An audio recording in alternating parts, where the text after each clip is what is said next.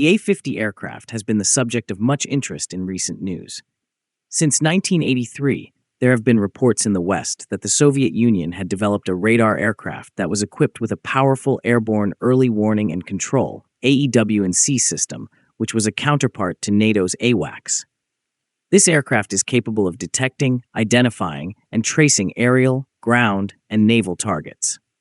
It is capable of independently directing fighter jets and frontline aviation toward detected hostile targets, in addition to transmitting all the gathered information to command centers.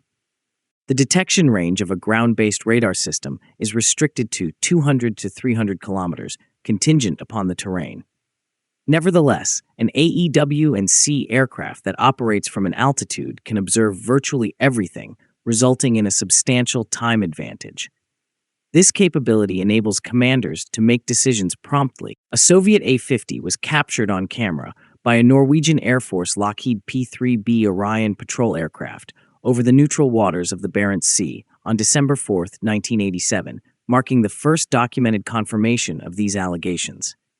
It appears that the Soviet radar aircraft personnel were directed not to evade NATO aircraft.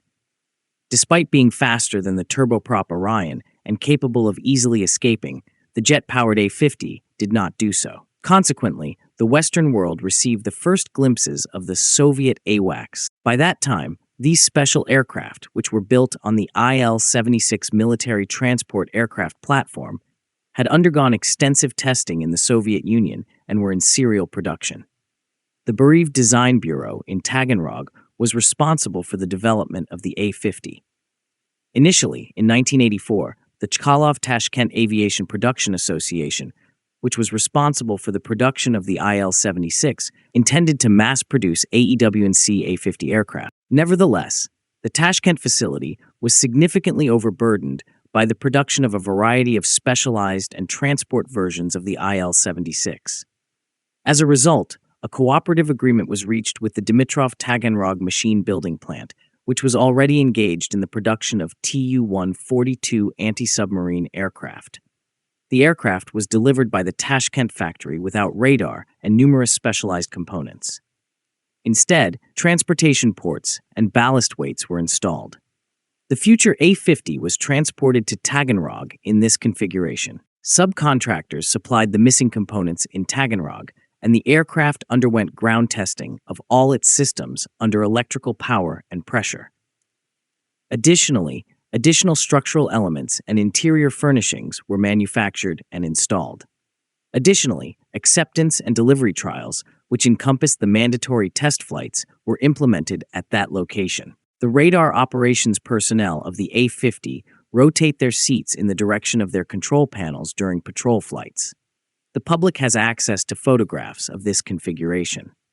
Nevertheless, the radar system trial stand remained in Tashkent. The task of transporting this 80-ton setup to Taganrog or constructing a new one there was regarded to be too costly and challenging. The serial production of the A-50 continued as intended, despite the obstacles. In 1985, the Soviet Air Defense Forces deployed the AEW&C aircraft. As anticipated, the integration of the new technology was not without its challenges. In addition to reliability concerns, the aircraft encountered deficiencies in onboard amenities, particularly the restrooms, due to the crew's size of 15. The flight and radar crews, 5 pilots and 10 radar operators, were also affected by the negative effects of microwave radiation, an unanticipated accumulation of static electricity, which could cause a sudden shock and noise from operating equipment in the radar compartment. For a period of 3 years, the Air Defense Force's operational personnel, in collaboration with testers from the Air Force Research Institute and the Taganrog Aviation Scientific Technical Complex, conducted final testing, resolved system defects, and optimized its operation in conjunction with interceptor aircraft. The A-50 was produced until the Soviet Union's collapse, at which point production ceased due to the exhaustion of inventory of massive assemblies and radar components. The Tashkent aircraft plant was considered unnecessary after Uzbekistan, like other former Soviet republics, became independent.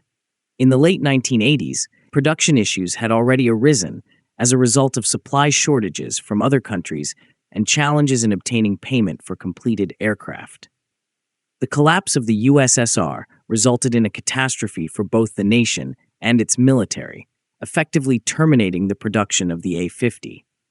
The full-scale cooperation between Tashkent and Taganrog for the production of the A-50 was never completely established. A total of 31 A-50 aircraft were manufactured. However, less than one-third have survived to the present day. In November 2014, the Bereave Aviation Scientific Technical Complex in Taganrog converted one of the remaining A-50s into a new AEW&C aircraft model, the A-100, which is equipped with more sophisticated modern systems. The A-100, Premier Airborne Laboratory, which is derived from the A-50, performed its inaugural flight on October 26, 2016. The A-100's maiden flight with an operational onboard radar system took place in 2022. As a result, the prospects for the serial production of these aircraft are uncertain, as Russia presently lacks the technological capabilities that the USSR possessed. In 2024, Sergei Chemezov, the president of Rostec, the state-owned corporation of Russia, announced that the production of A-50 aircraft would be resumed.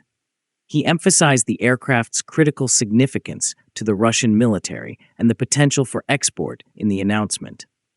This initiative was partially motivated by the loss of 2 A-50 aircraft during the conflict in Ukraine. Now, do you think Russia has the technologies to make AEW&C in the current times? Let us know in the comments. Please like and share our videos and subscribe to our channel. Please also take membership in our channel to encourage us.